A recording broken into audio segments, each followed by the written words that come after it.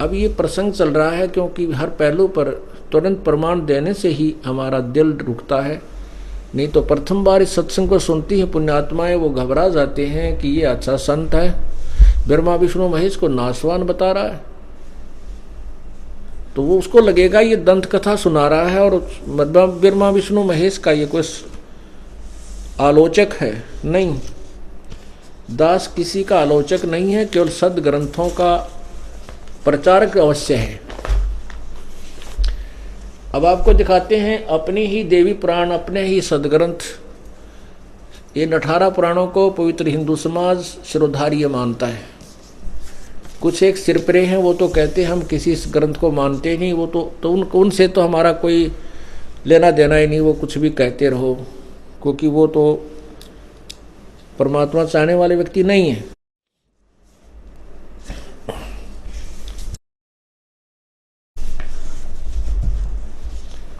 अब देखिएगा श्री देवी भागवत पुराण,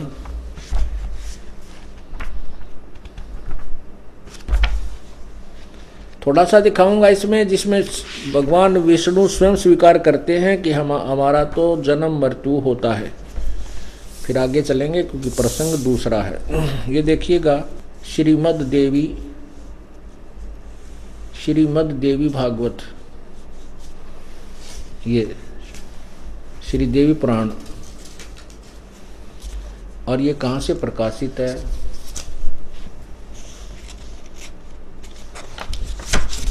कौन इसका अनुवादक है? नीचे देखिएगा। संपादक हैं हनुमान प्रसाद पोदार चिमनलाल गोस्वामी। और ये कहाँ से छपी है?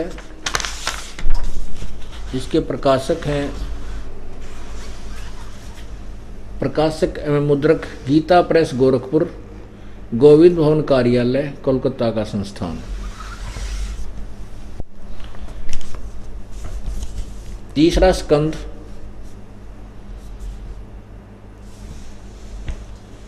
अध्याय नंबर ये 4 और 5 चल रहा है। ये 5वां अध्याय है और 123 पृष्ठ पे।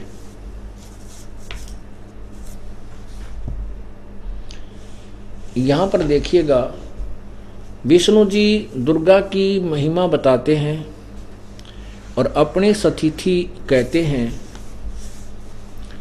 ये 122 से पढ़िएगा, पहले 122 से शुरू करते हैं, आज थोड़ा लंबा बता देते हैं। विष्णु जी कह रहा है कि माता मैं जान गया संपूर्ण संसार तुम्हारे भीतर विराजमान है, ये जगत सृष्टि और संहार तुमसे ही होते हैं।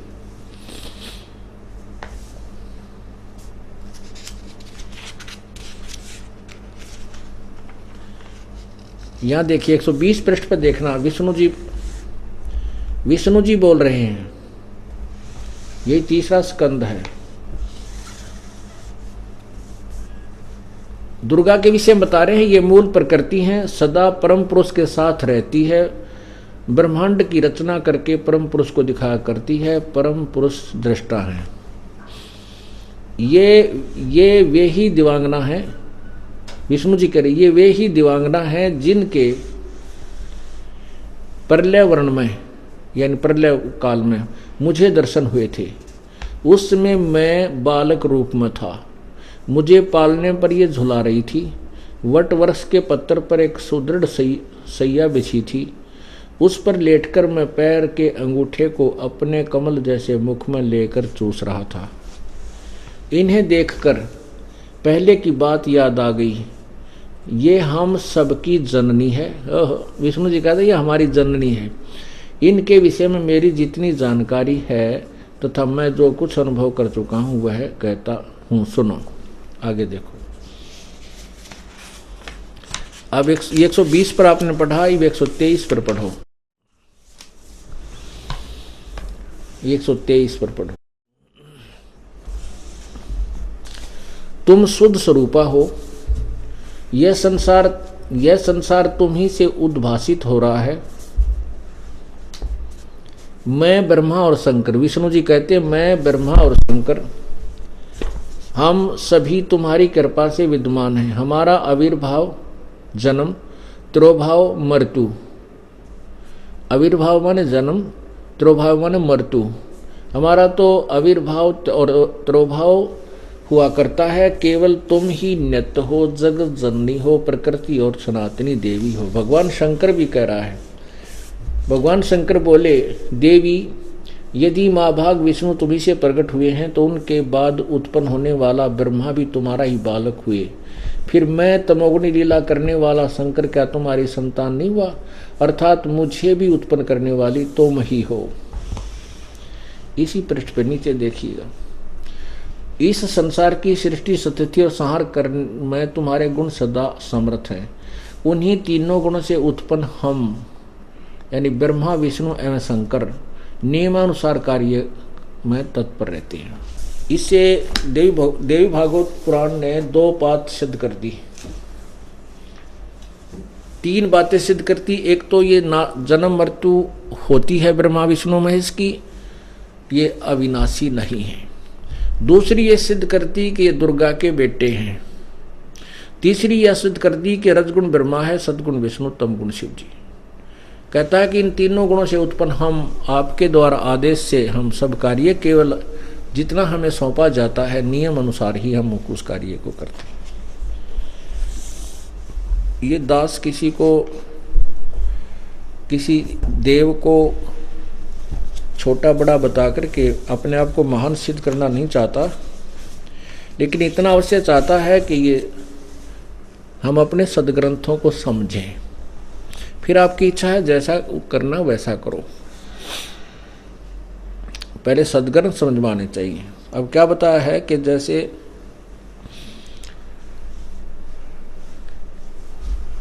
ब्रह्मा विष्णु महेश भी नाशवान, इनकी मृत्यु होती है, और ब्रह्म ज्योति निरंजन जो इनका पिता ये भी नाशवान। ब्रह्मा विष्णु महेश स्वयं स्वीकार करते हमारा तो जन्म मृत्यु होता है, हम अविनाशी नहीं है। और ब्रह्म के विषय में अब जैसे वो ब्रह्मा विष्णु महेश के पुजारी हैं जो इन जलाशयों पर आश्रित हैं, जब ये भी नष्ट होंगे तो इनके पुजारी कहाँ जाएंगे? वो भी नष्ट होंगे। तो गीता जी अध्याय नंबर 7 के श्लोक नंबर 12 से 15 तक स्पष्ट किया है कि तीनों गुणों के द्वारा जो कुछ भी हो रहा है और जो इन्हीं तीनों गुणों रजगुण ब्रह्मा सदगुण विष्णु तमगुण शिव जी की पूजा पर आश्रित हैं, इससे आगे किसी को मानने को तैयार नहीं। वो जिनका ज्ञान इन्हीं तीनों गुणों यानी तीनों भगवानों की भक्ति के द्वारा इनसे मिलने वाले लाभ से ही हरा जा चुका है, वो राक्षस स्वभाव को धारण किए हुए मनुष्यों में नीच दुष्कर्म करने वाले मूर्ख मुझे भी ना बजते।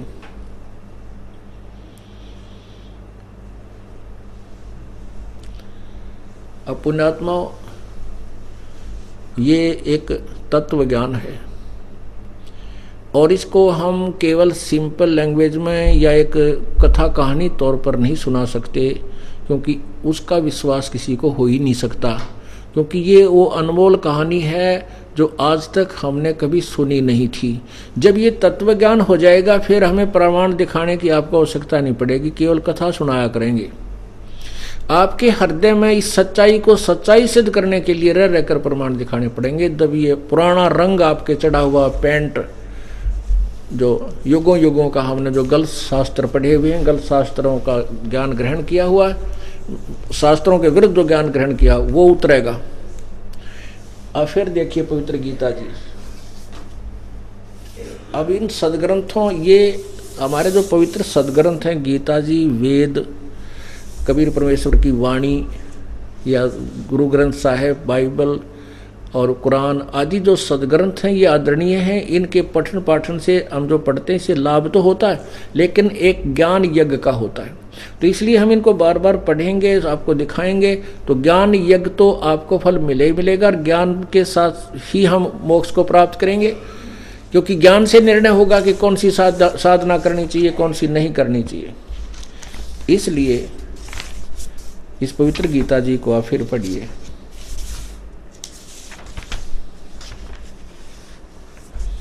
देखिएगा पवित्र गीता जी, श्रीमद् भगवत गीता, गीता प्रेस गोरखपुर से प्रकाशित है, अध्याय नंबर 7 के अब श्लोक नंबर 12 से देखेंगे और भी जो सतगुण से उत्पन्न होने वाले भाव हैं और जो रजोगुण से तथा तमोगुण से उत्पन्न होने वाले भाव हैं, उन सबको मुझसे ही होने वाले ऐसा जान, परंतु वास्तव में उनमें मैं और वे मुझ में नहीं है। ये गीता ज्ञान दाता कौन है? ये ज्योति निरंजन है, ये काल है, ये ब्रह्म है, जो श्री कृष्ण जी के शरीर में प्रवेश करके प्रेत की तरह प्रवेश करके बोल रहा है। श्री कृष्ण जी को नहीं पता गीता में कि मैंने क्या कहा था, ये आपको प्रमाणित करेंगे। ये क्या कह रहा है? क्योंकि इस काल को एक बीमारी लगी है, श्राप लगा है। 1 लाख मानव शरीरधारी प्राणियों के जो सूक्ष्म शरीर होता है, शरीर ये तो स्थूल शरीर है, इसके अंदर एक और शरीर है जो जीव के साथ रहता है। जैसे सर्प कांचुली छोड़ देता है, वह कांचुली लंबी सी ज्यों की त्यों रह जाती है, लेकिन सर्प ओरिजिनल चीज है, वो निकल कर चला जाता है, वो ओरिजिनल वस्तु है सर्प। इसी प्रकार इस शरीर के अंदर एक सूक्ष्म शरीर है, वो ओरिजिनल वस्तु है। ये तो ऐसे कांचुली जैसी ऊपर हमने पैर रखा है और कोट सा, ये छोड़ दिया जाएगा तो वो जीव अलग है जिस सूक्ष्म शरीर युक्त। तो सूक्ष्म शरीर युक्त प्राणियों को तपस्या है काल के निज लोक में, वहाँ पर एक बहुत बड़ा तवा बना हुआ है पत्थर का, और वो इतना है अपने ऑटोमेटिकली वो गर्म रहता है, बहुत गर्म रहता है, और उसके ऊपर इनको डाल दिया जाता है। वहाँ ये तड़फ तड़फ के बहुत बुरी तरह अंदर से फिर गंध छोड़ते हैं। इनके अंदर जो वासना सारे जीवन में खट्टे मीठे चरचरे जो आहार इसने किए हैं, शराब मांस तम्बाकू गुटी शूटी लाई है, वो सारे जमा होते हैं और उनका गंध उनसे वासना वहाँ निकाल करके वो काल खाता है और जीव बुरा हाल हो जाता है, तड़फ के इसके अंदर से निकालता है गर्म करके। जीव मरता नहीं और सूक्ष्म शरीर भी नष्ट नहीं होता वहाँ तपस्या पर। उसके बाद ये शरीर वापस कर्म आधार पर आ जाता है जहाँ धर्मराज होता है। फिर इसको ऑटोमेटिकली आगे तार मिलता है, तू गधा बन, तू गधी बन, तू सुअर बन, कुत्ता बन, राजा बन। जो जिसका पुजारी है तो देव बन, देव तो विष्णु लोक में जा तो विष्णु का पुजारी है, शंकर का पुजारी था तो शंकर लोक में जा। लेकिन तपस्या की विरानमाटी सबकी होती है। केवल कबीर परमात्मा के जो सत्य साधक हैं वो तपस्या पर नहीं जाते, उनका काल अकाउंट नहीं लेता।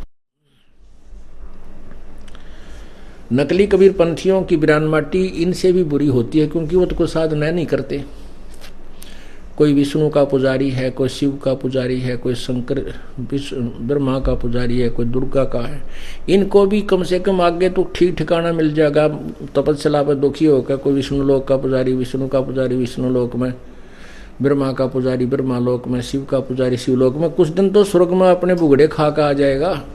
लेकिन ये कबीर पंथी तो किससे की पूजा ना करते। कबीर साहब की यथार्थ पूजा इनके पास है, ये तो सीधे नरक में जाएंगे, क्योंकि इनकी साधना ठीक नहीं है, ये सत्कर मानना। और जो अन्य पूजाएं करते हैं, जो उनसे भी नीचे भैरव भूत बताला की, ये तो नरकाहारी इंसान डायरेक्ट ही है। तो ये भी सथाई नहीं है, क्योंकि विष्णु लोक में जाने के बाद अपना पुण्य समाप्त करते ही उस स्वर्ग रूपी होटल से इसको निकाल दिया जाएगा। जैसे यहाँ से समय समाप्त होते ही आपका शरीर बाई फोर्स छुड़वा लिया जाएगा, ऐसे ही स्वर्ग में गए स्वर्ग से भी आपको अपना पुण्य खत्म होते ही निकाल दिया जाएगा। तो ये क्या कह रहे हैं आगे देखिएगा। अभी आपने अध्याय नंबर 7 का श्लोक 12 पढ़ा। ये कहता है कि तीनों गुणों के द्वारा जो कुछ भी हो रहा है उन सभी को मुझसे ही होने वाला ऐसा जान, लेकिन वो मुझ में और मैं उनमें नहीं हूँ। इस काल को 1 लाख जीव मानव शरीरधारी प्राणी खाने का श्राप लगा हुआ है।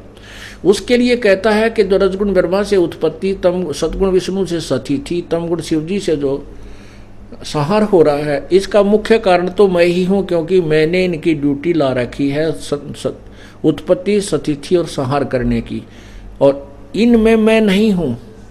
ये जो ब्रह्मा विष्णु महेश से मैं अलग हूँ, मैं न्यारा हूँ, मैं अलग हूँ, यानी भिन्न हूँ इनसे। ये देखिएगा शिवपुराण, शिवपुराण में भी आपको प्रमाणित करते हैं। ये खुद कहते हैं, ये काल भगवान कहता है कि मैं इन ब्रह्मा विष्णु महेश से भिन्न हूँ। ये देखिएगा, गीता प्रेस गोरख से प्रकाशित है। यहाँ फिर देखिएगा, संक्षिप्त शिवपुराण, प्रकाशक हनुमान प्रसाद पोदार, संपादक और प्रकाशक हैं गीता प्रेस गोरखपुर। प्रकाशक है मुद्रक गीता प्रेस गोरखपुर, गोविंद भवन कार्यालय, कोलकाता का संस्थान। इसमें देखिएगा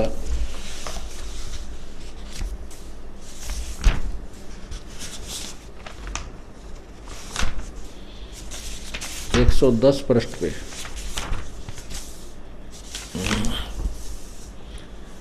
यह है रुद्र संहिता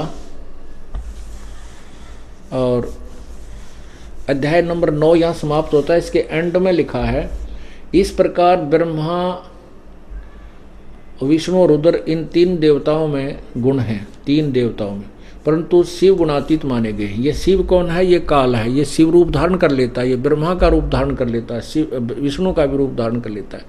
इसलिए शिव पुराण में इसको शिव लिख दिया, विष्णु पुराण में इसको विष्णु लिख दिया, ब्रह्मा पुराण में इसको ब्रह्मा लिख दिया। और साथ में ब्रह्मा, विष्णु और ये रुद्र अलग भी हैं, तीनों न्यारे। तो ये कहता है ये परंतु शिव गुणातीत माने गए, इनसे अलग है, इनसे न्यारे माने गए हैं। 4 सिद्ध हो गए, ब्रह्मा विष्णु महेश। और ये कहता मैं इनके अंदर नहीं हूं, ब्रह्मा विष्णु महेश से मैं भिन्न हूं, वो भी सिद्ध हो गया। तो ये कहता है कि मैं इनमें नहीं हूं और ये मुझ में नहीं है, ये जो कुछ हो रहा है ये इसका मुख्य कारण मैं ही हूं, क्योंकि मेरे कारण ही ये तीनों यहाँ स्थिति, संहार और जो है उत्पत्ति कर रही है। आगे फिर क्या बताता है कि ये 3 प्रकार की ब्रह्मा विष्णु महेश ने जो यहाँ से आपको उलझा रखा है, ये बड़ी खतरनाक है। त्रिगुणमयी मेरी माया बड़ी खतरनाक है, दुस्तर है। ये देखिएगा अध्याय नंबर 7 का श्लोक 13।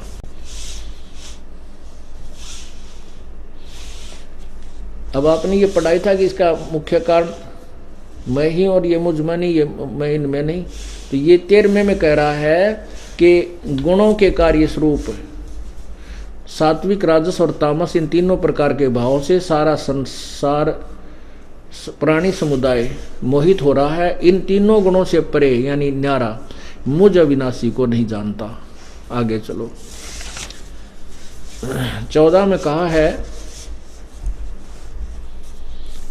क्योंकि यह अलौकिक अर्थात अति अद्भुत त्रिगुणमयी मेरी माया, क्योंकि यह अलौकिक अर्थात अति अद्भुत त्रिगुणमयी मेरी माया बड़ी दुस्तर है। रजगुण ब्रह्मा, सदगुण विष्णु, तमगुण शिव जी, माया त्रिगुणमयी मेरी माया बड़ी खतरनाक है।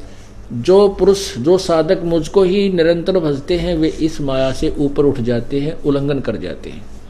अब 15 में क्या लिखा है, माया के द्वारा ब्रह्मा विष्णु महेश से मिलने वाले लाभ पर उसी पर आश्रित हैं, उनसे आगे किसी की बात सुनने को तैयार नहीं। उन लोगों का जिनका ज्ञान हरा जा चुका है। तीनों ब्रह्मा विष्णु महेश के पुजारियों के विषय में कहा है कि उस माया, ब्रह्मा विष्णु महेश रूपी माया के द्वारा जिनका ज्ञान हरा जा चुका है, अर्थात जो ब्रह्मा विष्णु महेश के ही पुजारी हैं।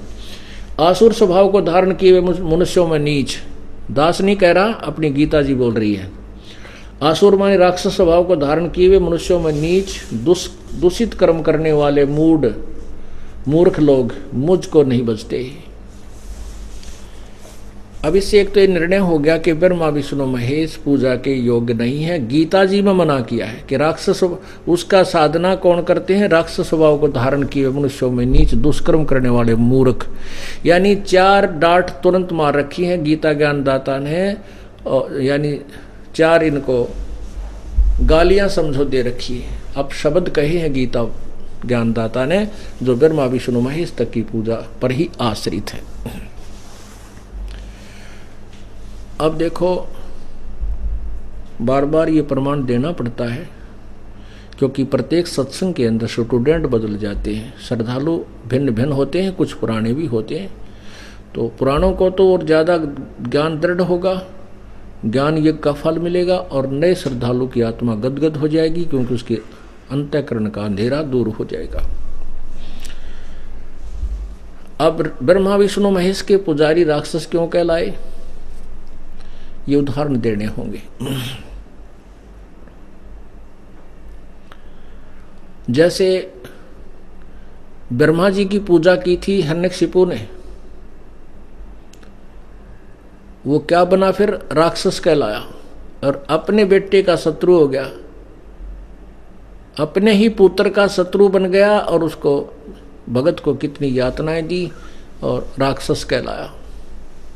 भगवान शिव का पुजारी था एक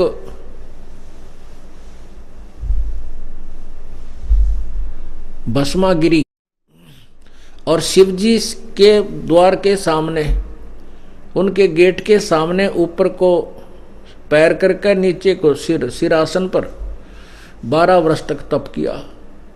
पार्वती ने प्रार्थना की भगवान शिव जी से कि हे भगवान, आप तो सर्वशक्तिमान हैं, आप जो चाहो सो दे सकते हो, ये आपका श्रद्धालु क्या मांगता है इसको दे दो, ये चला जाए यहाँ से। तो भगवान शिव ने कहा मांग भाई, क्या मांगता? भस्मागिरी, मैं तेरे से अति प्रसन्न हूँ। भस्मागिरी कहने लगा कि भगवान वचनबद्ध हो जाओ तब मैं कुछ मांगूं। भगवान शंकर ने अपना पीछा छुटवाना था कि बार ने आगे रोज निकलते दिखे, धरना दे रखा है इसने। कहने लगा अच्छा भाई तथा मैं मांग क्या मांगता है, मैं वचनबद्ध होता हूँ। उसी समय खड़ा होकर के कहा कि मुझे अपना भस्म कड़ा दे दो। शंकर भगवान के पास एक भस्म कड़ा था जिसको किसी के सिर के ऊपर रख के एक बार यूं कह दे भस्म, वो तुरंत राख हो जाता था, जल जाता था। भगवान शिव ने सोचा ये भाई साधु भक्त है, अपनी रक्षा के लिए मांगता होगा, निकाल के कड़ा दे दिया, क्यों वचनबद्ध हो चुके थे। अब वो दुष्ट आत्मा राक्षस स्वभाव का धारण किए हुए क्या मन में गंदी सोच लिए बैठा था, क्या तप कर रहा था कि कड़ा लेकर, भस्म कड़ा लेकर शिव जी ने मारूंगा और पार्वती को पत्नी बनाऊंगा। ओए होए, ओ तेरा गजब हो। तो गीता जी के ज्ञान को हमने समझने के लिए थोड़ा सा दिल डांटना पड़ेगा, एकदम उफान नहीं आना चाहिए, क्योंकि हम इनके बहुत पुराने पुजारी थे, इसलिए एक बार हमें भी धक्का सा लग गया था। पर ज्ञान को सुने और समझे, आप शास्त्र को सामने देखकर हम संतुष्ट हो गए थे कि सचमुच हम गलत रास्ते जा रहे।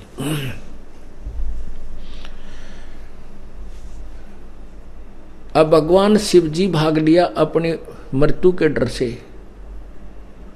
ये भी विचार करना ध्यान से, क्योंकि भगवान का भागना सिद्ध करता है कि शिव जी अविनाशी नहीं है, मृत्यु का कोप है। भस्मागिरी पीछे पीछे भाग लिया, भगवान शिव जी आगे आगे। भगवान ने आकर के पार्वती रूप बनाया और भस्मागिरी खड़ा हो गया, क्योंकि वो तो चाही पार्वती की थी। उसको ये भी मालूम था जब तक तेरे पास भस्म कड़ा शिव जी निकट नहीं आ सकता, अपनी पत्नी की सुरक्षार्थ भी नहीं आ सकेगा। इसलिए भस्मागिरी रुक गया और शिव जी भागा जा रहा है, कभी पीछे देख ले, कभी डांक ठोक दे। उधर से शिव पार्वती रूप बना करके भगवान ने आकर के उसको अपना कहा कि रुक जाओ, आप क्यों भाग रहे हो, मैं तेरे पास आ गया हूं। भस्मागिरी डट गया। अब पार्वती रूप में भगवान ने कहा कि तू डांस करके दिखा मुझे। वो कहने लगा मैं तपस्वी आदमी हूँ। भस्मागिरी बोला मुझे डांस करना नहीं आता। पार्वती के रूप में भगवान बोला कि मैं सिखाता हूँ तुझे, इस पैर को आगे कर, इसको पीछे कर, इस हाथ को ऊपर ला, इसको और थोड़ा और ऊपर ला। और जब सिर पे हाथ आ लिया, जिसमें हाथ में कड़ा था भस्मागिरी का, उसी के सिर पर, भस्मागिरी के सिर पे जब हाथ वो कड़ा आ लिया, कह दिया भस्म, वो भस्मागिरी खत्म हो गया। तब भगवान शिव जी का दिल डटा, वापस अपनी पत्नी के पास आया। पुण्यात्माओं,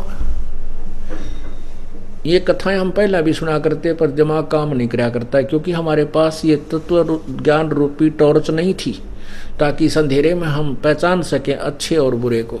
अब हमारे पास तत्व ज्ञान रूपी तराजू होगी, इस तुला पर हम तुरंत तोल कर देख लेते हैं किसका कितना वजन है। और ये भस्मासुर कहलाया, फिर वो भस्मा असुर, भस्मा राक्षस। रावण ने शिव जी की पूजा की थी इष्ट रूप मान के, तमोगुण शिव की, राक्षस कहलाया और कुत्ते वाली मौत मरा। पुण्यात्माओं, दास नहीं कह रहा, ये अपनी पवित्र गीता जी में लिखे हुए ज्ञान को विस्तृत कर रहा हूँ, उसको आपके सामने विस्तृत तरीके से पेश कर रहा हूँ विद प्रूफ। आगे वैष्णु पुजारी जो है, विष्णु जी के पुजारियों को वैष्णव बोलते हैं। वैष्णव जो सतोगुण विष्णु के पुजारी, वैष्णु साधु। एक बार हरिद्वार के अंदर कुंभ का मेले पर एक पर भी लगनी थी। कुंभ के मेले पर ये नागा, औगड़, गौरी, कनपाड़े, गिरी, पुरी, ये सभी तमोगुण शिव के पुजारी और वैष्णव साधु विष्णु के पुजारी, ये सभी वहाँ पहुँच गए और अपने अपने ग्रुप में जाकर के इकट्ठे हो गए। फिर स्नान करने के लिए जिस दिन स्नान होना था, पूरे का पूरा ग्रुप समुदाय चलता है। सबसे पहले नागा पहुंच गए और उन्होंने पूरी हर की पैड़ियों को घेर लिया स्नान करने के लिए। पीछे से वैष्णव साधुओं का पूरा ग्रुप आया। वैष्णव साधु कहने लगे, भाई नागा तुम मत नाओ, पहले हम स्नान करेंगे, हमारा नंबर है, क्योंकि हम सर्वश्रेष्ठ संत हैं, क्योंकि हम सतोगुण के पुजारी हैं, हम विष्णु साधु हैं, सब व्यसनों से हम दूर हैं। नागा कहने लगे, नहीं हम सर्वश्रेष्ठ हैं, सबसे पहले हम स्नान करेंगे और हम त्यागी वैरागी हैं, हमें किसी चीज़ की इच्छा नहीं है, हम निवस्त्र रहते हैं। विष्णु साधु कहने लगे, तुम बाहर आ जाओ, तुम सर्वश्रेष्ठ नहीं हो, तुम नहाते न धोते, शरण फिर टट्टी का हाथ भी ना धोते, तुम पशु की तरह नंगे फिरते हो, तुम कहे कि सर्वश्रेष्ठ हो, बाहर आओ। इस तरह बातें उन्होंने नागाओं को कह दी। नागा फिर अपना वापस मुड़ लिए, लट्ठम लट्ठा मुक्कम मुक्का। वो भगवान भी भूल गए, हर की पैड़ी भी खत्म हुई, नहीं याद रही और ना ही वह पर भी याद रही जिसके लिए नान गए थे। मुक्का मुक्का फिर तलवार निकाल लाए, तीर मारे एक दूसरे को। 25,000 वो ये त्रिगुण पुजारी कट कर वहाँ पर जो है कत्लेआम हो गया, आपस में लड़ मरे और गंगा के पानी को लाल कर दिया और उसमें सब बह बह कर चाल रहे हैं उन पुजारियों के। पुण्यात्माओं, इस सदग्रंथ को हमने समझ करके तत्व ज्ञान को ग्रहण करना है और तत्व ज्ञान की रोशनी में कदम रखने हैं, कहीं ठोकर ना लग जा। पहले बहुत भटक चुके हैं। अब ये तो तीनों पुजारी, तीनों गुणों के पुजारी और इनकी पूजा की सतिथि क्या गति होती है, ये आपके सामने प्रत्यक्ष हुआ। अब ब्रह्म विनाशवान है। गीता जी अध्याय नंबर 4 के श्लोक नंबर 5 में कहता है कि अर्जुन तेरे और मेरे बहुत जन्म हो चुके, तू नहीं जानता मैं जानता हूँ। अध्याय नंबर 4 के श्लोक नंबर 9 में कहा कि मेरे जन्म और कर्म दिव्य हैं, अलौकिक हैं। मृत्यु तो होती है मेरी, लेकिन तुम्हारी तरह नहीं, मेरी अलौकिक मृत्यु है। गीता जी अध्याय नंबर 2 के श्लोक 12 में कहा कि अर्जुन ये तू भी पहले था, मैं भी था, ये राजा लोग भी थे, आगे भी होंगे हम। ये मत सोच के वर्तमान में ही है, इसलिए तू शोक मत कर। इससे भी सिद्ध हुआ कि गीता ज्ञान दाता पहले भी जन्मता रहा, आगे भी जन्मता रहेगा। ये अविनाशी नहीं है, ये ब्रह्म है। दूसरा उदाहरण है ब्रह्म अध्याय नंबर 8 के श्लोक नंबर 16 में, क्योंकि ब्रह्म के पुजारी ब्रह्मलोक चले जाते हैं और ब्रह्मलोक भी नाशवान है। ये देखिएगा गीता जी अध्याय नंबर 8 के श्लोक नंबर 16 में, हे अर्जुन ब्रह्मलोक पर्यंत यानी ब्रह्मलोक तक सब लोग पुनर्वर्ती में है, ये भी जन्म और मृत्यु में है। वहां भी जाने वाले मृत्यु को प्राप्त होते हैं, दोबारा जन्म लेते हैं, ये पुनर्वर्ती में। इससे सिद्ध हो गया कि जन्म ब्रह्म लोक में गए हुए ब्रह्म के पुजारी भी पूर्ण मोक्ष प्राप्त नहीं हो सकते और ब्रह्म भी नाशवान है, क्योंकि 7 ब्रह्मा की मृत्यु के उपरांत एक विष्णु जी की मृत्यु होती है, 7 विष्णु की मृत्यु के उपरांत एक शिव की मृत्यु होती है, 70,000 शिव की मृत्यु के उपरांत एक त्रिलोक, इसमें एक ब्रह्मांड में रहने वाला ये शिव रूपी भगवान यानी काल की मृत्यु होती है। इसका शरीर छूट जाता है ऑटोमेटिक। उसके बाद ये सब प्राणी एक ब्रह्मांड में प्रलय हो जाती है और दूसरे ब्रह्मांड में ये चला जाता है। दुर्गा की भी मृत्यु होती है ऐसे ही, और फिर ये दूसरे लोक में चले जाते हैं, वहाँ नए सिरे से फिर सृष्टि रचते हैं दूसरे ब्रह्मांड में। और ये जो 70,000 त्रिगुण जो तमोगुणी शिव मरने के उपरांत एक ब्रह्म की मृत्यु हुई यानी शिव की मृत्यु हुई, ये एक युग है परब्रह्म का।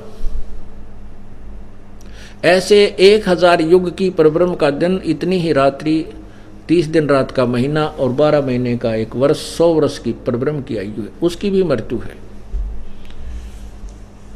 अब कितनी लंबी चौड़ी इनकी आयु है, ब्रह्मा का एक दिन 1008 चतुर्युग का होता है।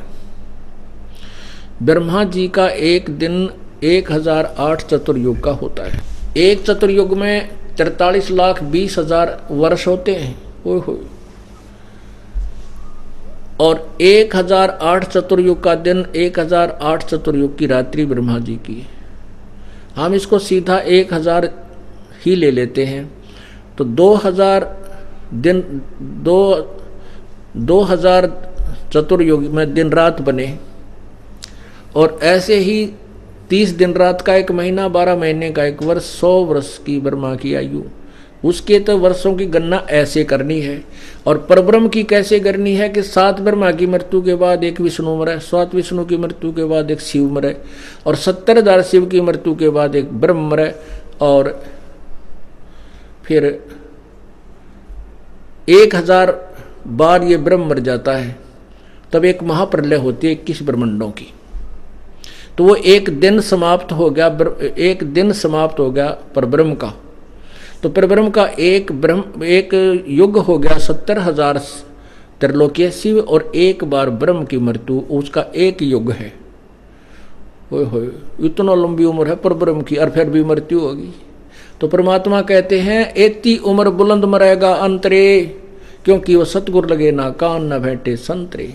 इतनी लंबी उम्र भी तू प्राप्त कर लेगा तो भी तेरी मृत्यु होगी। क्यों होगी? क्योंकि जो गीता जी के अध्याय नंबर 4 के श्लोक 34 में कहा है कि उन तत्वदर्शी संतों की खोज कर उस परम पिता को पाने के लिए, वो नहीं मिले तुझे, वो तत्वदर्शी संत ना मिलने से तू यहाँ जन्मता भी रहा, मृत्यु को भी प्राप्त होता रहा, इतनी बड़ी बड़ी पदवी भी प्राप्त की तूने। अब जो प्रसंग चल रहा था, जो शब्द आपको श्लोक, जो वाणी सिद्धदास करना चाहता था, उसकी भूमिका बनाई है ये। अब क्या बताते हैं? केवल एक कबीर परमात्मा अविनाशी है, और वहां गए हुए सभी हंस अविनाशी हैं। वहां रहने वाले और यहां से गए हुए जो वहां पहुंच चुके हैं, वो कभी मृत्यु को प्राप्त नहीं होंगे। उसके बारे में बताया है कि मन तू चल रे सुख के सागर, जहां शब्द सिंदूरत नागर, कोटि जन्म तन भ्रमत हो गए, कुछ ना हाथ लग्या रे, कुकर सुकर खरबा बोरे, कौआ हंस बगारे। कोटि जन्म तू राजा की, ना मिटी न मन की आशा, और भिक्षुकों का दर दर घूम लिया, तुझे ये मिला ना निर्गुण रासा। क्या बताते हैं कि तू ऐसा भी साधक रहा है, कोटि करोड़ों जन्म तू राजा रहा, और फिर भी मन की वृत्ति तेरी भरी नहीं, यानी तू फिर भी संतुष्ट नहीं हो पाया। पुण्यात्माओं, यहाँ ऐसी दुर्गति है कि जैसे सतयुग में राजा अम्बरीश थे, त्रेता में वही आत्मा राजा जनक हुई, उसके नौकर हाथी घोड़े बड़े ठाठ बाट थे, और वही आत्मा अपने पुण्यों को अक्षीण करके फिर गुरु नानक देव बने। एक नवाब के घर पे, एक नवाब के मोदी खाने में नौकरी प्राप्त की। कहाँ तो उनके खुद नौकर थे जो वो राजा जनक रूप में, राजा अम्बरीश रूप में थे, और फिर स्वयं नौकर लगे अपने पुण्यों को अक्षीण करके स्वर्ग में, और वापस आ गए। तो क्या बताते हैं? इंद्र कुबेर इसकी पदवी ब्रह्मा वरुण धर्मराया, और विष्णुनाथ के लोक को जाकर तो फिर भी वापस आया, तेरी जन्म मृत्यु समाप्त नहीं हुई। ये क्या जीवन हुआ? एक समय पुण्य कर लिया, स्वर्ग में जाकर के समाप्त किया, कुछ पुण्य बचा, उसमें राजा बन गया, दूसरे जन्म भी राजा बन गया, और फिर क्या हुआ? वो पुण्य तो समाप्त हुए, फिर पाप कर्मों का दौर शुरू हो गया। यदि परमात्मा आकर के ना संभालते तो नानक जी का वो जीवन व्यर्थ चला जाता। अब परमात्मा ने आप सभी को उसी तरह गुरु नानक देव जी की तरह के संभाला है, इस दास की ड्यूटी ला दी है। आपको वही तत्व ज्ञान जो उनको प्राप्त था आपके पास पहुंचाया जा रहा। अब आप नहीं करोगे तो दोषी स्वयं हो, प्रभु का दोष नहीं रहा। तो क्या बताते हैं? इंद्र कुबेर इसकी पदवी ब्रह्मा वरुण धर्मराया। होय होय, इंद्र कहते कोटि जन्म तू राजा के ना, कोटि करोड़ जन्म राजा हो लिए, राजा बनकर ठाठ भोग लिए, सारे अच्छे गुलछरे उड़ाए, बकवाद गिड़ी, और फिर मृत्यु को प्राप्त हो गया। फिर मनमाना की ऐसी जगह मजदूर बन गया, क्योंकि पुण्य खत्म हो गए, थोड़ा बहुत शेष जीवन कोई बचा है संस्कार मनुष्य के, वो कति मजदूर बन करके अपना जीवन खो जाता है। आगे भक्ति उसको नहीं मिली तो फिर वो जीवन व्यर्थ हो जाता है। फिर 84 लाख योनियों के अंदर नाना प्रकार के प्राणियों के शरीरों में ये कष्ट उठाता है।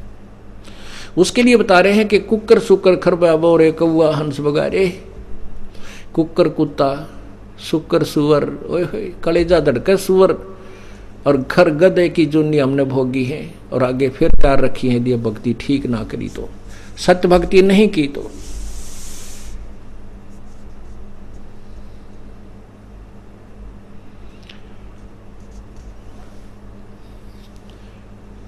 क्या बताते हैं, असंग जन्म तन मृत्या हो गए जीवित क्यों ना मरे रे, और 12 मद महल मठ बोरे बहुर ना दे धरे रे। आपने अभी तक 10वां द्वार सुना था, 10वां द्वार। अब 10वां द्वार केवल एक ब्रह्मांड तक ही सीमित है। हमने अपने परमात्मा के पास, पूर्ण परमात्मा के पास जाने के लिए 12वें द्वार को पार करना है। 12वां द्वार पार करते ही हमें वो परमात्मा जो पूर्ण है।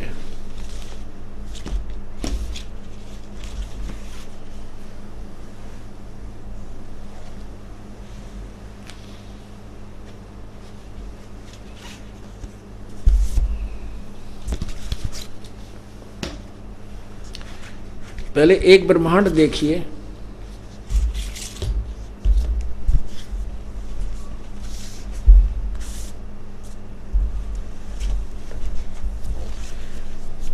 ये एक ब्रह्मांड देखें, ये एक ब्रह्मांड है।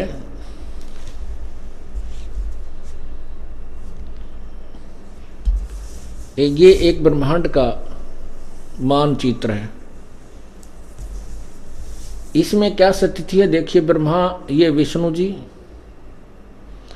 ये भगवान विष्णु जी का लोक है, ये भगवान ब्रह्मा जी का लोक है, ये भगवान विष्णु जी का लोक है। और ये तीनों भगवान केवल इन 3 लोकों पर, पृथ्वी, ये पाताल और ये स्वर्ग, इन 3 लोकों पर ये प्रभु हैं, एक एक विभाग के, एक ब्रह्मांड में। और ये है ब्रह्मलोक, ये ब्रह्मलोक है। इसमें ब्रह्मलोक में यहाँ नकली सतलोक, अलखलोक, अगमलोक, अनामी लोक आदि की रचना इस काल भगवान ने करवाई हुई है जीव को भ्रमित करने के लिए। अब हमने जो एक 10वां जो द्वार है वो केवल इस ब्रह्मांड में ही सीमित है और यहाँ तक रह जाता है। ये अंतिम द्वार है इसका। और इसमें इससे ब्रह्मांड से आगे चले जाने वाले इस शून्य स्थान पर परिक्रमा करते रहते हैं, इधर घूमते रहते हैं। यहाँ के लोग समझ लेते हैं कि ये बाहर चले गए, ब्रह्मांड फोड़ गए, ना कितना नहीं जाते, इस काल के जाल तो बाहर नहीं जा सके। ये एक ब्रह्मांड है। ऐसे ऐसे काल के 21 ब्रह्मांड, ये 21 ब्रह्मांड, ये 21 ब्रह्मांड है। ये एक ब्रह्मांड आपने देखा था, वो अब ये जानो केवल एक गेंद सी, जो अभी आपने एक ब्रह्मांड ये देखा था, ये ब्रह्मांड देखा था, तो अब इसकी ये लघु चित्र ये देखो, अब ये जानो। ऐसे ऐसे ये 5 ब्रह्मांडों का एक ग्रुप बना के एक महाब्रह्मांड बनाया है। ऐसे ऐसे 4 महाब्रह्मांडों में 20 ब्रह्मांड जो ना रोके हुए हैं। इसके बाद ये भी एक ब्रह्मांड है। अब आगे वही प्राणी जा सकता है जो यहाँ भी एक ब्रह्मांड है, ऐसा ही है इलिपिकल, यहाँ एक ब्रह्मांड है जो भी पूरा। और ये द्वार है आगे चलने को। अब ये 21 ब्रह्मांड का एक लघु चित्र हो गया। अब यहाँ अब देखना इसके दूसरी तरफ असंख्य ब्रह्मांडों का चित्र। अब आपने जो 21 ब्रह्मांड देखे थे वो देखिएगा, ये हैं। आपने जो 21 ब्रह्मांड ये देखे थे काल के, ये जो 21 ब्रह्मांड आपने ये देखे थे, अब इनकी स्थिति असंख्य ब्रह्मांडों के साथ दिखाते हैं। ये वाला ये छोटा सा ये स्थिति है इनकी, बस ये 21 ब्रह्मांड है। और ये है 7 संख्य ब्रह्मांड परब्रह्म के, ये लाल जो एक सर्कल है इसके अंदर अंदर। और ये पूरा असंख्य ब्रह्मांड जो इसके बाहर भी अलग जो है, ये सारे ब्रह्मांड जो है ये असंख्य ब्रह्मांड है। और ये भी इंक्लूडिंग 21 ब्रह्मांड ब्रह्म के, 7 शंख ब्रह्मांड परब्रह्म के, इनके समेत और भी असंख्य ब्रह्मांड हैं, इनके समेत पूर्ण परमात्मा कबीर जी इनका स्वामी है, ये इनका मालिक है। इनके ऊपर भी मालिक है, इस पर भी मालिक है, और इन असंख्य ब्रह्मांडों पर भी मालिक है, और सतलोक और ऊपर के लोकों का भी ये स्वयं प्रभु है। तो हम तो 21 हम कैसे पहुंचेंगे ये देखिएगा। वो 12 महल बता, 12 मद महल बट बोरे बहुर न दे धरे। अब देखना, अब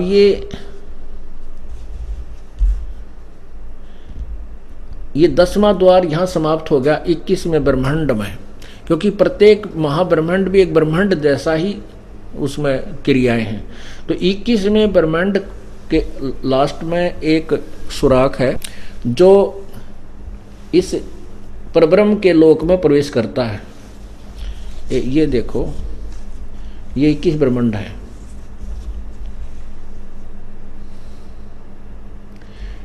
एक ब्रह्मांड ये है, प्रत्येक ये पूरा भी 21 ब्रह्मांड भी एक ब्रह्मांड टाइप है।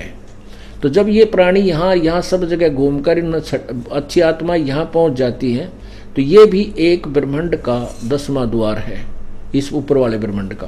तो यहाँ ये 10वां द्वार है, ये 21वें ब्रह्मांड का लास्ट। तो अब यहाँ आ जाइए, ये है 21वें ब्रह्मांड का लास्ट द्वार यहाँ पर। ये फिर परब्रह्म का लोक हो गया। ये 10वां द्वार यहाँ समाप्त हुआ, इसमें प्रवेश हुआ। ये 11वां द्वार शुरू हुआ यहाँ से, ये 11वां यहाँ समाप्त हुआ। और ये 12वां जो इसके ब्रह्मांड जो है ना, 7 संख्य ब्रह्मांड की जो परिधि है, इसके अंदर जो सुराख है, ये 12वां द्वार है। ये आपने देखा 10वां द्वार। ये 21-20 ब्रह्मांड का जो है, ये एक ब्रह्मांड में भी ये स्थिति है, और ये पूरा एक ब्रह्मांड बना इसमें भी। और ये जो 12वां द्वार है, ये सतलोक में ले जाता है। ये 10वां द्वार, ये 11वां द्वार और ये 12वां द्वार। ये 12वां द्वार जो है, इसमें पार करके ये सतलोक में प्रवेश कराता है।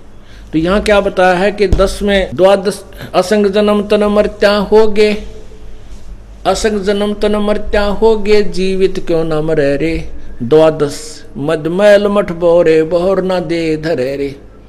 कि 12वें द्वार को पार करते ही तेरा वो परमात्मा पूर्ण ब्रह्म सतलोक का स्थायी स्थान है, सतलोक, जहां जाने के बाद तेरा फिर जन्म नहीं होगा। अभी तक हमने क्योंकि ये शरीर एक ब्रह्मांड के का ही इसके अंदर सारा विवरण है, ऐसा ही मैप नक्शा बना हुआ है। इस शरीर के अंदर जो भी हम देखते हैं, अनुभव करते हैं, केवल एक ब्रह्मांड तक की स्थिति है। इसके बाद फिर हमने परब्रह्म के लोक में जाना है, उसके बाद हमने सतलोक में प्रवेश करना है। तो वो 11वां द्वार परब्रह्म के लोक में, 12वां द्वार हमें सतलोक में प्रवेश कराएगा। इसलिए कहा कि 12 मद महल मठ बोरे बहुर ना दे धरे रे, दोजक भी सभी ते देखे राजपाट के रसिया, और 3 लोक से तरपत नाई यो मन भोगी खसिया।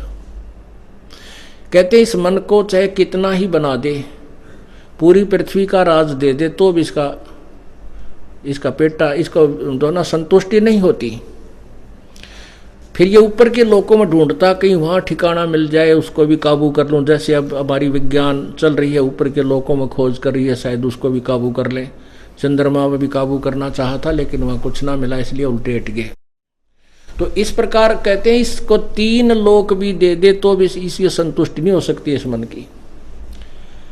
और फिर जैसे किसी के पास से गरीब आदमी है, एक प्लाट है, उसमें सोचता है परमात्मा एक मकान बन जावे, बस यह चाह है मेरी, वो मकान बन गया। फिर नो कहे परमात्मा 2 पुत्र हैं, एक और प्लाट हो जावे, बनो बेशक मत। वो दूसरा भी दुख सुख पाकर प्लाट ले लिया। फिर प्रार्थना करता परमात्मा इसमें एक मकान और बन जावे, वो भी बन गया। और फिर सोचा एक फैक्ट्री ला लूँ, थोड़ा ब्योत और हो गया, 10 लाख अपने पास हो गए, और 50 लाख का ले लिया ऋण, और फैक्ट्री होगी फेल, और पीछे पीछे पैसे मांगनी, आगे आगे वो भगत जी का भाग रहा है। तो कहते हैं 3 और फिर मृत्यु हो जा। मृत्यु होने के बाद वह कोठी बनाई थी, उस कोठी के वो कुत्ता बन कर गली में लौटेगा, उसमें कोई प्रवेश भी ना होने देगा आपको। इसलिए परमात्मा कहते हैं 3 लोक से भी ये संतुष्ट नहीं है, ये मन भोगी खसिया। इसका क्या ट्रीटमेंट है, कैसे इस मन को संतुष्ट किया जाएगा? सतगुर मिले तो इच्छा मेटे, पद्मल पदे समान, चल हंसा उस लोक पठाऊं, जो आदि अमर अस्थान। कहते हैं सतगुरु मिले, तत्वदर्शी संत मिलेगा तो इसके जो है संतुष्टि होगी, इसकी इच्छा को समाप्त कर देगा। यहाँ की कुछ भी इच्छा नहीं रहेगी। इस तत्व ज्ञान को सुनने के बाद आपकी केवल सतलोक की चाह रह जाएगी। सतगुरु मिले तो इच्छा मेटे, पद मिल पदे समान। सतगुरु मिलेगा तो इच्छा खत्म कर देगा और वास्तविक पद, वे ऑफ वर्शिप, परमात्मा की सही पद्धति दे करके आपको उस पद के आधार से, उस पद्धति के आधार से उस परम पद की प्राप्ति करवा देगा वो तत्वदर्शी संत। सतगुर मिले तो इच्छा मेटे, पद मिल पदे समान, चल हंसा उस लोक पठाऊं, जो आदि अमर अस्थान। कबीर परमेश्वर कहते हैं चल मेरी प्यारी आत्मा, तुझे उस लोक में ले जाऊं जहां सदा रहने वाला लोक है, कभी नष्ट नहीं होगा। 4 मुक्ति जहां चंपी करती, माया होरी दासी। ओह, कहते हैं वहां पर जिन सुखों को तुम यहाँ स्वर्ग महास्वर्ग तक ढूंढ रहे हो, ब्रह्मलोक तक, ये तो सुख तेरे चरणों में पड़े रहेंगे सतलोक के अंदर। 4 मुक्ति जहां चंपी करती, माया होरी दासी, दास गरीब अभय पद पर से वो मिले राम अविनाशी। कहते हैं गरीबदास साहिब कहते हैं कबीर परमात्मा ने मुझे अपने ही पाने की विधि बताई है कि वहां पर 4 मुक्ति जहां चंपी करती, माया होरी दासी, और दास गरीब अभय पद पर से वो मिले राम अविनाशी। गीता जी अध्याय नंबर 15 के 16 श्लोक 16 और 17 में 3 परमात्मा बताए। एक क्षर पुरुष, एक अक्षर पुरुष। अक्षर पुरुष ये ब्रह्म है, अक्षर पुरुष ये परब्रह्म है। तो वो दोनों ही नाशवान बताए हैं, उनके प्राणी भी नाशवान बताए हैं। और गीता जी अध्याय नंबर 15 के 17 श्लोक में कहा कि अविनाशी परमात्मा तो इन दोनों से कोई और है, पुरुषोत्तम तो अन्य ही है, जो तीनों लोकों में प्रवेश करके सबका धारण पोषण करता है। और वही परमात्मा अविनाशी परमात्मा कहा जाता है, परमेश्वर कहलाता है। गीता जी अध्याय नंबर 18 के श्लोक 62 में इसलिए गीता ज्ञान दाता कहता है कि अर्जुन तू सर्वभाव से उस परमेश्वर की शरण में जा, जिसकी कृपा से तू परम शांति और सतलोक को प्राप्त होगा, शाश्वत स्थान, सदा रहने वाला उस अमर स्थान को प्राप्त हो जाएगा। वही प्रमाण यहां दिया जा रहा है कि सतगुरु 4 मुक्ति जहां चंपी करती, माया होरी दासी, और दास गरीब अभय पद पर से वो मिले राम अविनाशी। वो अविनाशी राम मिलेगा। आपको राम की परिभाषा सुनाई थी, अब उसी राम पर कि कौन सा राम, ब्रह्मा राम, विष्णु राम, शिव राम और ब्रह्म राम, परब्रह्म राम, ये सब नाशवान है। अविनाशी राम केवल कबीर राम है और उसकी प्राप्ति इस विधि से होगी जो हम बताएंगे। बोलो सतगुरुदेव। कर जोड़ूं विनती करूं, धरूं चरण पर शीश, गुरु राम देवानंद जी महाराज ने दियो नाम बख्शीश। कोटि कोटि सिजदा करूं, कोटि कोटि प्रणाम, चरण कमल में राखियो मैं बांधी जाम गुलाम। कुत्ता तेरे दरबार का, मोतिया मेरा नाम, गले प्रेम की जेवड़ी, जा खींचो वहां जाऊं मैं। तो करो तो बावड़ूं, दूर दूर करो तो जाऊं, जो राखो तो ही रहूं, जो देव सो खाऊं।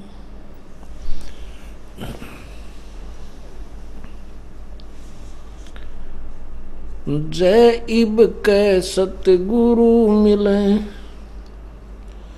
सब दुख आँखों रोए, चरणों ऊपर शीश धरूं, कहूँ जो कहनी हो। कबीर गुरु जी मिलेंगे, पूछेंगे कुशलात, आद्य अंत की सब कहूँ, अपने दिल की बात।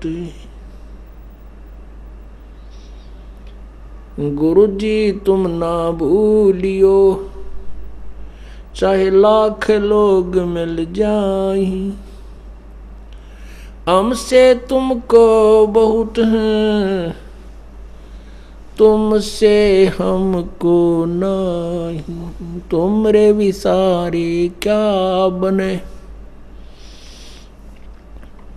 मैं किसकी शरण में जाऊं। शिव वृंच मुनि नारदा,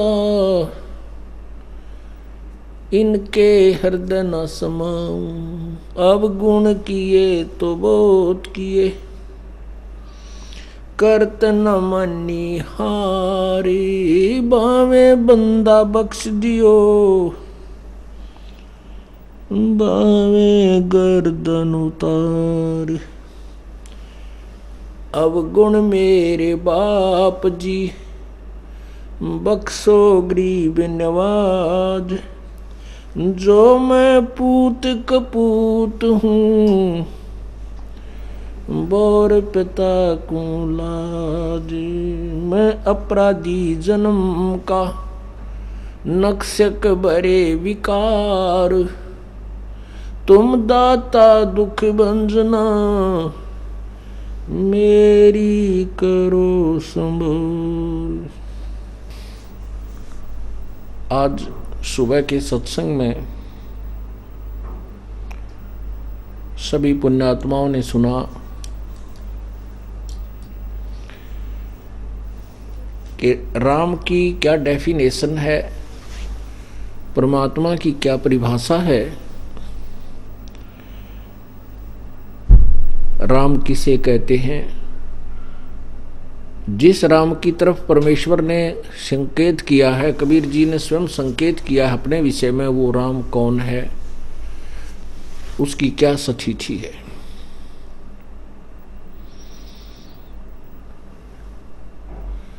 यदि हम अन्य रामों की, अन्य देवताओं की जो पूजा करेंगे, उससे हमें लाभ है या हानि है, हमें कितना लाभ होगा।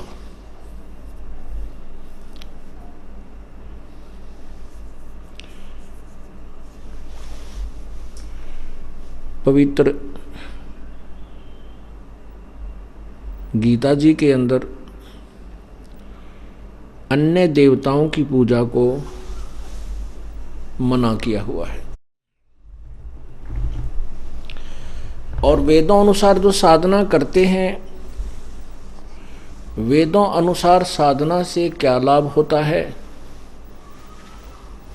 उससे भी हम परिचित नहीं थे। अब ज्ञान हुआ है कबीर परमेश्वर के उस तत्व ज्ञान से। ये भी प्रमाण हमारी पवित्र गीता जी में दिया हुआ है।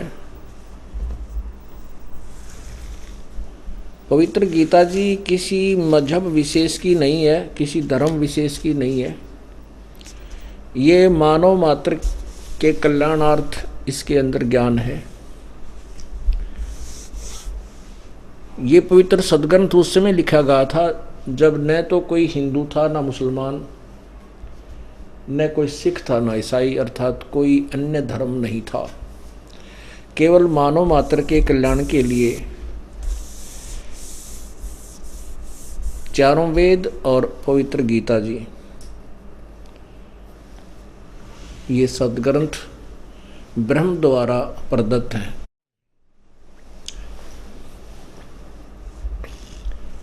पवित्र हिंदू धर्म में जन्म होने के नाते भी हम अपने सदग्रंथों के यथार्थ ज्ञान से अपरिचित रहे, जिस कारण से हमारे को जिसने भी जिस तरीके से भ्रमित किया, हम भ्रमित होते चले गए।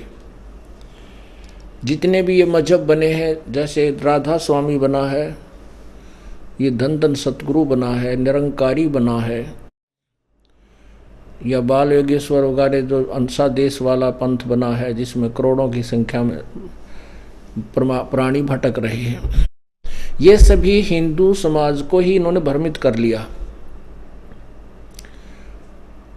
क्यों भ्रमित कर दिया? क्योंकि हमें ज्ञान नहीं था कि हमारे सदग्रंथ क्या बताते हैं।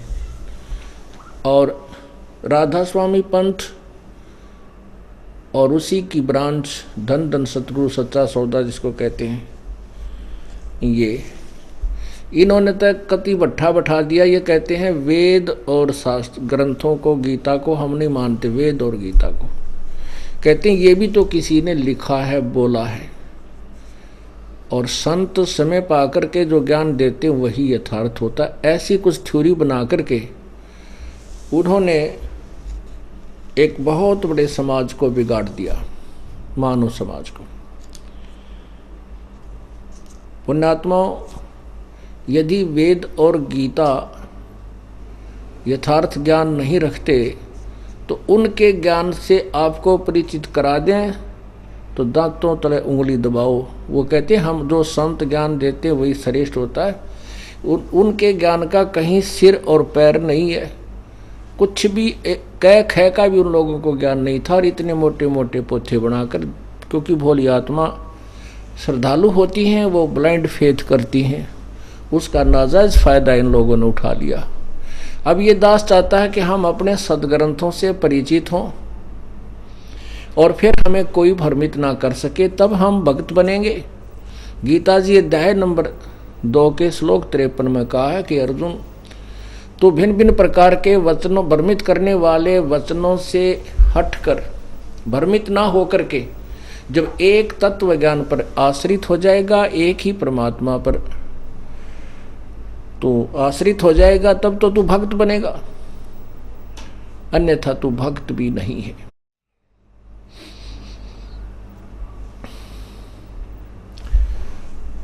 अपने पवित्र गीता जी में लिखा है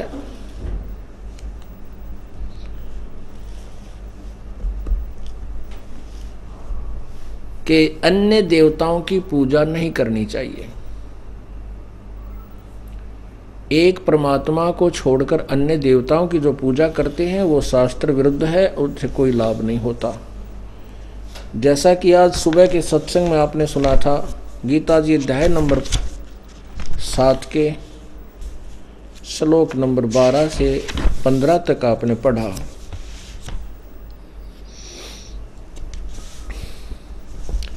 ये देखिएगा, श्रीमद् भगवत गीता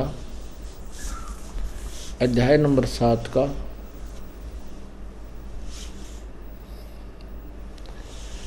और ये श्लोक नंबर 15 तक हमने सुबह पढ़ा था। ये 14 में लिखा है कि क्योंकि वह अलौकिक अर्थात अति अद्भुत त्रिगुणमयी, रजगुण ब्रह्मा, सतगुण विष्णु, तमगुण शिव जी रूपी जो माया है, अर्थात उनके द्वारा जो व्यवस्था की गई है, ये मेरी माया बड़ी दुस्तर है, खतरनाक है। जो पुरुष मुझको निरंतर भजते हैं वो माया का उल्लंघन कर जाते हैं। 15 में लिखा है कि इस माया के द्वारा रजगुण ब्रह्मा, सतगुण विष्णु, तमगुण शिव जी के द्वारा जिनका ज्ञान हरा जा चुका है, अर्थात जो इनसे ऊपर किसी, इससे आगे कोई भक्ति करने को मानते नहीं, इन्हीं पर आश्रित हैं, उनके विषय में कहा गया है कि जो इस त्रिगुणमयी माया के द्वारा जिनका ज्ञान हरा जा चुका है, ब्रह्मा विष्णु महेश की साधना पर आरूढ़ जिन जो व्यक्ति हैं, कहते हैं उन माया के द्वारा जिनका ज्ञान हरा जा चुका है, असुर स्वभाव को धारण किए हुए मनुष्यों में नीच, दूषित कर्म करने वाले मूर्ख मूढ़ लोग मुझको नहीं बचते। अब इसी से संबंधित है, इन्हीं के अन्य देवताओं के विषय में ये चल रहा है। यहाँ से 20 से फिर यही स्टार्ट है। उन भोगों की कामना द्वारा जिनका ज्ञान हरा जा चुका है, अपने स्वभाव से प्रेरित होकर उस नियम को धारण करके अन्य देवताओं को भजते हैं, पूजते हैं। 21 में 7वें अध्याय का 21वां, ये 7वां अध्याय चल रहा है, 'इसके अंदर 21वां श्लोक है। जो जो काम भक्त जिस जिस देवता के स्वरूप को श्रद्धा से पूजना चाहता है, उस भगत की उस भगत की श्रद्धा को मैं उसी देवता के प्रति स्थिर करता हूँ।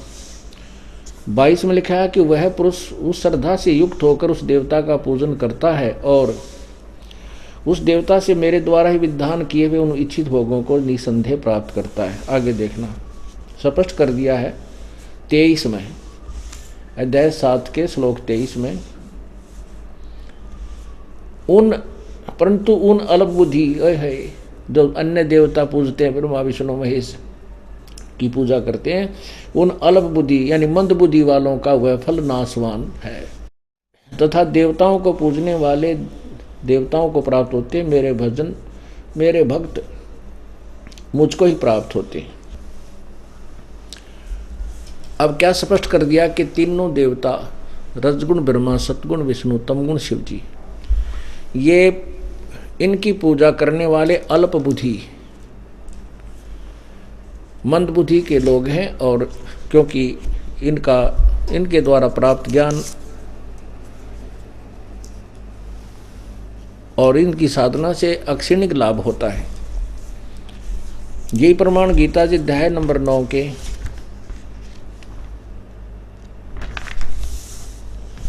20 से और 25 तक देखिएगा कि पवित्र गीता जी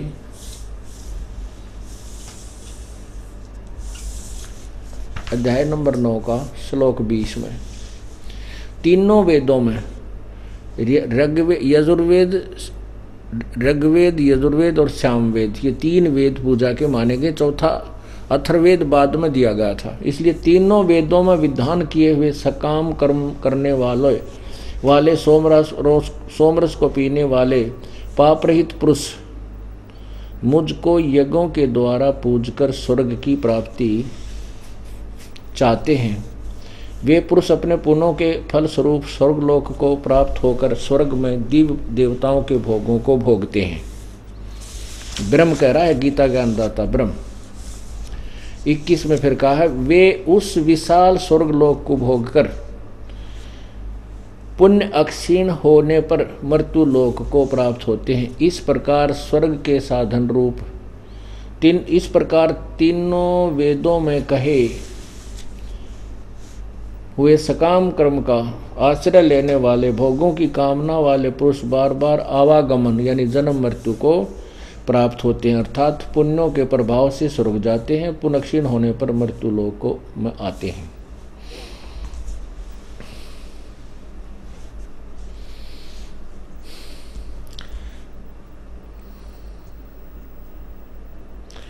बाईस में कहा है,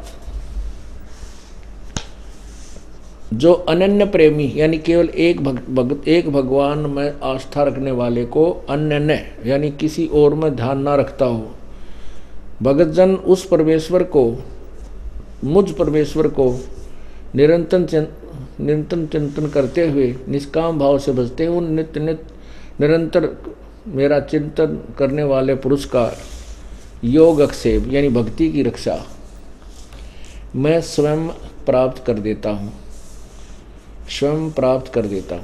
23 में कहा है, हे अर्जुन, यद्यपि श्रद्धा से युक्त जो सकाम भक्त दूसरे देवताओं की पूजा करते हैं, अन्य देवताओं की, वे मुझको ही पूजते हैं, किंतु उनका वह पूजन अविधि पूर्वक अर्थात अज्ञान पूर्वक है। पुण्यात्माओं,